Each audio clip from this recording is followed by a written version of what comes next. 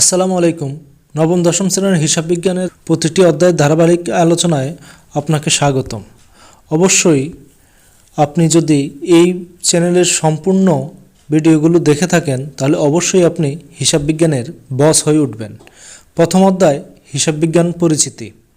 হিসাব বিজ্ঞান পরিচিতিতে অবশ্যই আমাদেরকে আলোচনা করতে হবে হিসাব বিজ্ঞানের উৎপত্তি এবং ক্রমবিকাশ। সভ্যতার সূচনা হতে মানুষ বিভিন্ন গুরুত্বপূর্ণ ঘটনা বা হিসাবে গাছের গায়ে গুহায় বা পাথরের চিহ্ন দিয়ে রাখত। এই হিসাব থেকেই শুরু হয় আসলে সংখ্যা গণনা থেকেই শুরু হয় আধুনিকভাবে হিসাব বিজ্ঞানের। হিসাব বিজ্ঞান আবিষ্কার করা হয় 1494 খ্রিস্টাব্দে লুকা ফেসোলি নামে একজন ইতালীয় গণিতবিদ। তিনি দুতরফা দাখিলা একটি বইতে আলোচনা করেন।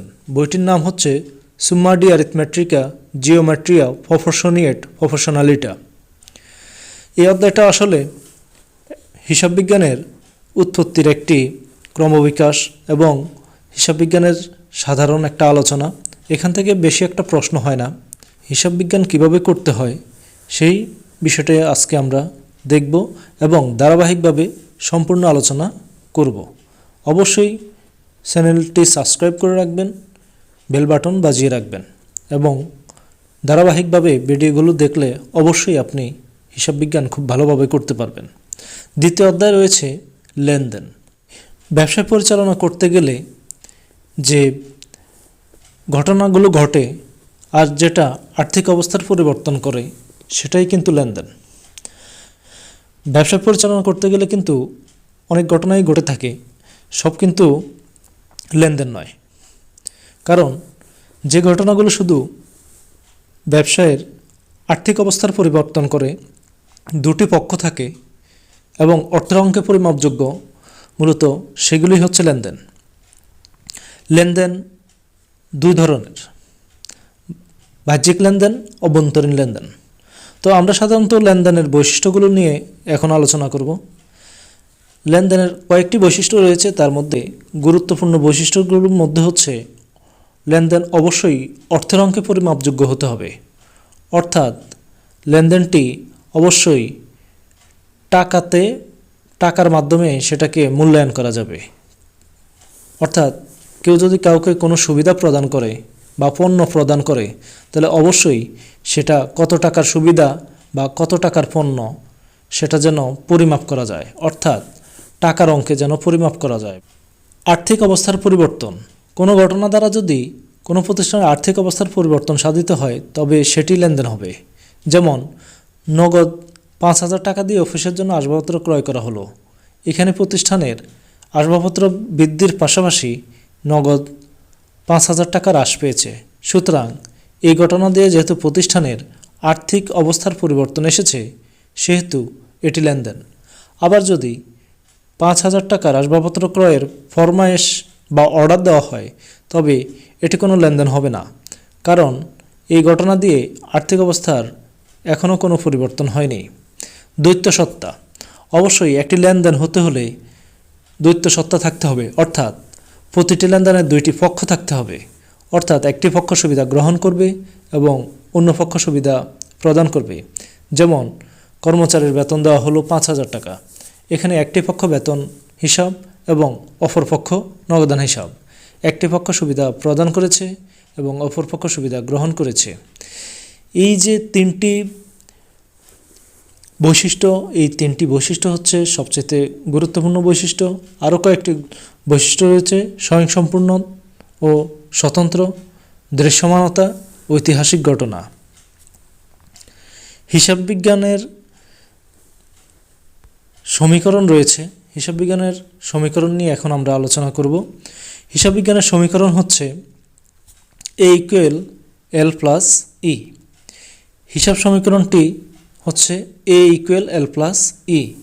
হিসাব সমীকরণ যদি আমরা ভালোভাবে বুঝতে পারি তাহলে হিসাব বিজ্ঞানটা আমাদের জন্য সহজ হবে। এ হচ্ছে সম্পদ, অর্থাৎ সম্পদ ইকুয়াল দায় প্লাস মালিকানা সত্ত্ব। এ হচ্ছে অ্যাসেট, এল হচ্ছে লাইবিলিটিস মানে দায়, ও ই হচ্ছে ওনার্স ইকুইটি অর্থাৎ মালিকানা সত্ত্ব। তাহলে আমরা সংক্ষেপে বলতে পারি এ ইকুয়াল এল প্লাস ই, অর্থাৎ সম্পদ ইকুয়াল দায় প্লাস মালিকানা সত্ত্ব। আর এই যে মালিকানা সত্ত্বটি রয়েছে, এই মালিকানা সত্ত্বর আরেকটা সূত্র আছে, মালিকানা সত্ত্ব ইকুয়াল মূলধন যোগ আয় বিয়োগ ব্যয় বিয়োগ উত্তোলন। অর্থাৎ মালিকানা সত্ত্ব, মালিক যখন মূলধন বিনিয়োগ করে তখন মালিকানা সত্ত্ব বৃদ্ধি পায়, যখন ব্যবসায় আয় হয় তখন মালিকানা সত্ত্ব বৃদ্ধি পায়, আর যখন ব্যবসা থেকে মালিক কোনো কারণে নগদ টাকা বা ব্যাংকের টাকা বা পণ্য উত্তোলন করে বা সুবিধা গ্রহণ করে তখন উত্তোলনের কারণে মালিকানা সত্ত্ব হ্রাস পায়। এবং ব্যবসায়ের যদি ব্যয় হয়, খরচ বৃদ্ধি পায়, তাহলে মালিকানা সত্ত্ব হ্রাস পায়। তাহলে আমরা হিসাব সমীকরণটিকে যদি বর্ধিত করি তাহলে কিন্তু আমরা বলতে পারি এ ইকুয়াল এল প্লাস ইর জায়গায় আমরা লিখতে পারি, অর্থাৎ মালিকানা সত্ত্বের জায়গায় লিখতে পারি মূলধন যোগ আয় বিয়োগ ব্যয় বিয়োগ উত্তোলন। অর্থাৎ মূলধন হচ্ছে সি, ক্যাপিটাল, আর ডি হচ্ছে ড্রয়িং মানে উত্তোলন, আর হচ্ছে রেভিনিউ মানে হচ্ছে আয়, আর ই হচ্ছে এক্সপেন্স মানে হচ্ছে ব্যয়। অর্থাৎ যদি ব্যবসায় মূলধন আসে তাহলে যোগ হয়, ব্যবসা থেকে যদি উত্তোলন করা হয় তাহলে বিয়োগ হয়, ব্যবসায় যদি আয় হয় তাহলে যোগ হয়, ব্যবসায় যদি ব্যয় হয় বা খরচ হয় তাহলে বিয়োগ হয়। অর্থাৎ আমরা এটাকে বলতে পারি সম্পদ ইকুয়াল দায় প্লাস মূলধন বিয়োগ উত্তোলন যোগ আয় বিয়োগ ব্যয়। তাহলে আমরা সম্পদ ইকুয়াল দায় প্লাস মালিকানা সত্ত্ব, এই যে দায় প্লাস মালিকানা সত্ত্ব, এই মালিকানা সত্ত্বের জায়গায় আমরা মালিকানা সত্ত্বের সূত্রটাই লিখে দিতে পারি। অর্থাৎ মালিকানা সত্ত্বের সূত্রটাই হচ্ছে মূলধন যোগ আয় বিয়োগ ব্যয় বিয়োগ উত্তোলন। মূলধনের সাথে আয় যোগ হয়, ব্যয় বিয়োগ হয় এবং উত্তোলন বিয়োগ হয়। কিভাবে একটা লেনদেন সমীকরণকে প্রভাবিত করে সেটা আমরা দেখব। প্রথম প্রশ্ন, নগদ 5,000 টাকা নিয়ে ব্যবসা শুরু করলো। অর্থাৎ এখানে ব্যবসা যখন শুরু করা হলো তখন 5,000 টাকা নিয়ে ব্যবসা শুরু করা হয়েছে। অর্থাৎ যা নিয়ে ব্যবসা শুরু করে তাই হচ্ছে মূলধন। তাহলে এখানে মালিক যে টাকা নিয়ে ব্যবসা শুরু করছে সেটাই হচ্ছে মালিকানা সত্ত্ব। অর্থাৎ এই 5,000 টাকাই হচ্ছে মালিকানা সত্ত্ব। আর ব্যবসায় যেহেতু নগদ টাকা সম্পদ এসেছে তাই একদিকে সম্পদ বৃদ্ধি পেয়েছে আর একদিকে মালিকানা সত্ত্ব অর্থাৎ মূলধন বৃদ্ধি পেয়েছে। 2 নম্বর, ধারে 5,000 টাকার যন্ত্রপাতি ক্রয় করা হলো।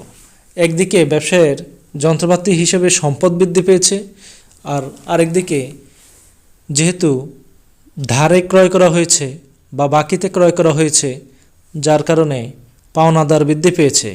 অর্থাৎ আমরা যেহেতু বাকিতে ক্রয় করেছি তাই যার কাছ থেকে আমরা ক্রয় করেছি ওই ব্যক্তি বা ওই প্রতিষ্ঠান আমাদের কাছ থেকে টাকা পাবে। যে আমাদের কাছ থেকে টাকা পায় তাকে পাওনাদার বলা হয় বা পদেয় হিসাব বলা হয়, যার কারণে এখানে পাওনাদার হচ্ছে দায়। অর্থাৎ কেউ যদি আমাদের কাছ থেকে টাকা পায় তার কাছ থেকে আমরা দায়বদ্ধ থাকি। তাই আমরা এখানে যন্ত্রপাতি ধারে ক্রয় করায় যার কাছ থেকে আমরা ধারে ক্রয় করেছি ওই ব্যক্তি আমাদের কাছ থেকে বা প্রতিষ্ঠান আমাদের কাছ থেকে টাকা পাবে, তাই আমরা ওই প্রতিষ্ঠানের কাছে দায়বদ্ধ আছি। তাই এখানে আমাদের পাওনাদার হিসেবে দায় বৃদ্ধি পেয়েছে। পাওনাদারকে পরিশোধ করা হলো 3,000 টাকা। তাহলে এখানে দেখো নগদ টাকা কমে গেছে, ব্যবসা থেকে চলে গেছে, অর্থাৎ নগদ টাকা সম্পদ হ্রাস পেয়েছে এবং পাওনাদারকে পরিশোধ করায় আমার দায়ের পরিমাণও হ্রাস পেয়েছে।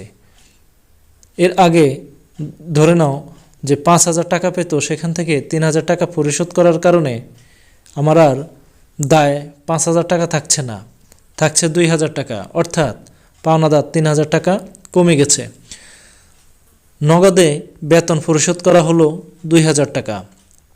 নগদে বেতন পরিশোধ করায় একদিকে আমাদের ব্যবসায়ের খরচ বৃদ্ধি পেয়েছে, আরেকদিকে আমাদের নগদ টাকা সম্পদ হ্রাস পেয়েছে। অর্থাৎ এখানে নগদ টাকা সম্পদ কমে গেছে এবং ২০০০ টাকা খরচ হিসেবে মালিকানা সত্ত্ব হ্রাস পেয়েছে। ৩ নম্বর, নগদ আসবাবপত্র ক্রয় ১ লক্ষ টাকা। তাহলে নগদে আসবাবপত্র ক্রয় করার কারণে নগদ টাকা সম্পদ হ্রাস পেয়েছে এবং আসবাবপত্র সম্পদ বৃদ্ধি পেয়েছে। মালিক কর্তৃক ব্যক্তিগতভাবে ব্যবসায়ের ঋণ পরিশোধ ৫,০০০ টাকা। মালিক ব্যক্তিগতভাবে ব্যবসায়ের ঋণ পরিশোধ করায় ব্যবসায়ের দায় হ্রাস পেয়েছে এবং মালিকের ব্যক্তিগত টাকা ব্যবসায়ের ঢুকে যাওয়ার কারণে মালিকের মূলধন বাবদ মালিকানা সত্ত্ব বৃদ্ধি পেয়েছে। বাকিতে পণ্য ক্রয় ৭,০০০ টাকা। বাকিতে পণ্য ক্রয় করায় ক্রয় বাবদ মালিকানা সত্ত্ব হ্রাস পেয়েছে। অর্থাৎ যদি আমরা জানি খরচ হয় বা ব্যয় হয় তাহলে মালিকানা সত্ত্ব হ্রাস পায়, তাই মালিকানা সত্ত্ব হ্রাস পেয়েছে। এবং বাকিতে পণ্য ক্রয় করায় আমাদের কাছ থেকে কোনো ব্যক্তি বা প্রতিষ্ঠান টাকাটা পাবে, তাই তার কাছে আমরা দায়বদ্ধ আছি ৭,০০০ টাকা। অর্থাৎ আমাদের পাওনাদার বাবদ দায় বৃদ্ধি পেয়েছে ৭,০০০ টাকা। অবশ্যই ভিডিওটি বুঝতে পেরেছ। পরবর্তীতে নেক্সট ভিডিওতে আমরা দেখব কিভাবে জাবেদা করতে হয়। অবশ্যই চ্যানেলটি সাবস্ক্রাইব করে রাখবে, বেল বাটন বাজিয়ে রাখবে এবং ধারাবাহিকভাবে সম্পূর্ণ ভিডিওগুলো দেখবে। অবশ্যই বুঝতে পারবে। আল্লাহ হাফেজ। আসসালামু আলাইকুম।